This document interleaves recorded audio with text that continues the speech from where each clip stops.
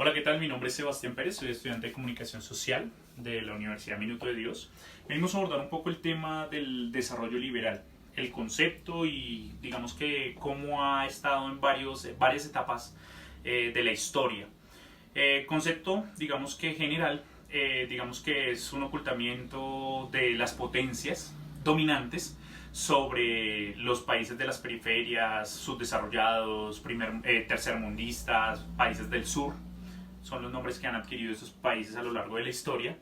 Digamos que es ocultar el verdadero significado de lo que es el desarrollo para ellos, porque es una lógica impuesta en donde los países intentan, ya con estas ideas de desarrollo que son industrialización, acumulación de capitalismo, salir adelante, ¿no? Pero como todos estos países tienen una dominación en ellos, no se puede hacer este desarrollo y no ha podido nunca salirse del subdesarrollo a volverse países desarrollados.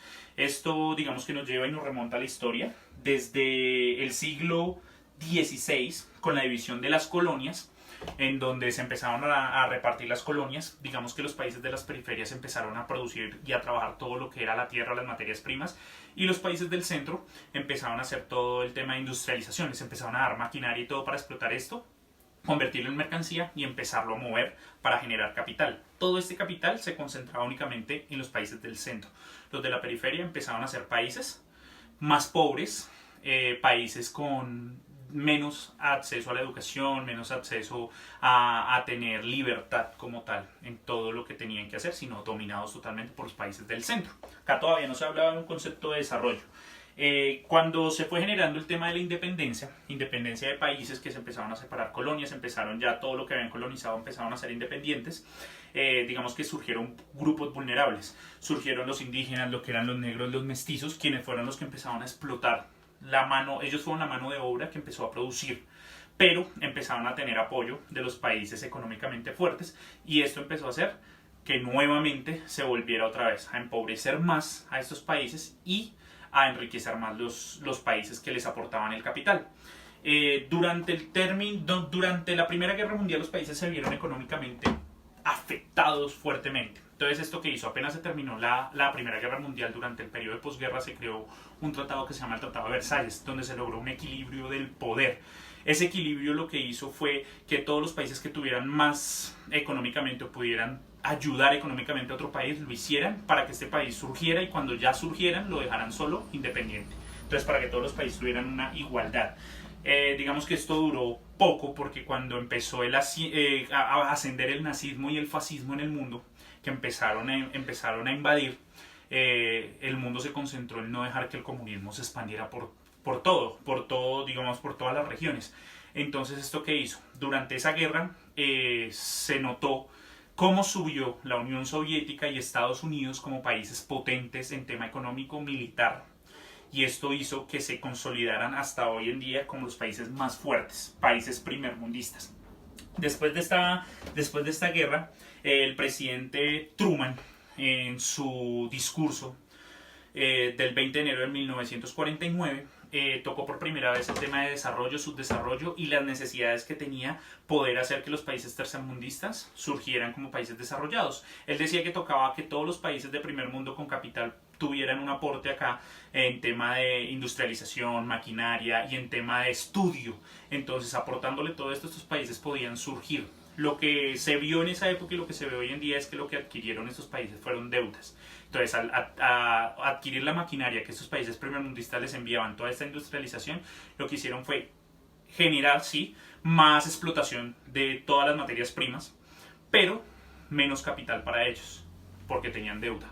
Entonces, este capital se fue acumulando más en los países primermundistas y el subdesarrollo antes se vio más, o sea, en su nivel más alto en estos países de las periferias, del sur, del centro, en donde ya la pobreza era más grande y ya digamos que por el capital no se quedaba ahí en esos países, entonces digamos que se perdía como tal la esencia del desarrollo.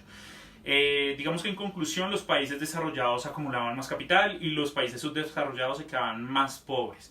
Actualmente, ¿cómo vemos esto plasmado en nuestra sociedad? Digamos que todas las cosas públicas que aún nosotros poseemos las quieren privatizar. para que todos los que quieran acceder digamos, a distintas cosas de primera necesidad tengan que pagar por eso. Muchas personas no van a poder acceder a esto. Esto va a hacer que los que, digamos, sean más pobres y obviamente los ricos más ricos. El Papa aborda el tema y digamos que hace una crítica y hace como un análisis para que todos reflexionemos sobre el tema del desarrollo. Él nos habla de que el trabajo es una esencia del hombre. El hombre tiene la tierra para trabajarla, pero tiene que trabajarla para que, digamos que el capital, o sea, uno no trabaje para adquirir ese capital, sino el capital trabaje a favor del hombre. Entonces, ¿esto qué va a hacer? Que usted pueda adquirir la felicidad, pueda vivir como quiere. Pero digamos que ya con estas ideas hegemónicas del desarrollo, estas ideas el concepto de capitalismo salvaje de lo que habló Truman, hace que las personas lo que quieran es acumular, acumular, acumular y ya se pierda la esencia de la felicidad como tal, que es de lo que nos habla el Papa. Entonces, él lo que critica y hace es, digamos que da una perspectiva de que el desarrollo tiene que verse diferente. Tiene que verse un desarrollo en donde podamos acabar el analfabetismo, en que se le pueda dar oportunidad a las personas de estudiar, crecer intelectualmente y poder participar en las decisiones de su país. Esto, digamos que llevaría a que el nivel de desarrollo de un país fuera más alto. No solamente el tema de industrialización, capital, entre más edificios tengan y todo esto, son mejores y son más desarrollados. Entre más lo urbano y menos como tal las periferias, entonces esto va a hacer que esa país o ciudad se vean más desarrollados. Entonces, digamos que la idea del Papa es que la gente pierda ese sistema de consumismo que nos han metido, que no solamente es acumular, acumular, acumular, sino vivir la esencia de la vida y la esencia que para ellos que manejan la religión era la esencia con la que Dios quería manejar al hombre, que era la esencia de solidaridad, la esencia de ayudar al prójimo, la esencia de que si yo tengo, poder ayudar al prójimo para que también tenga y poder vivir todos felices. Digamos que este es el abordo del tema del desarrollo y también como lo vio el Papa Juan Pablo II.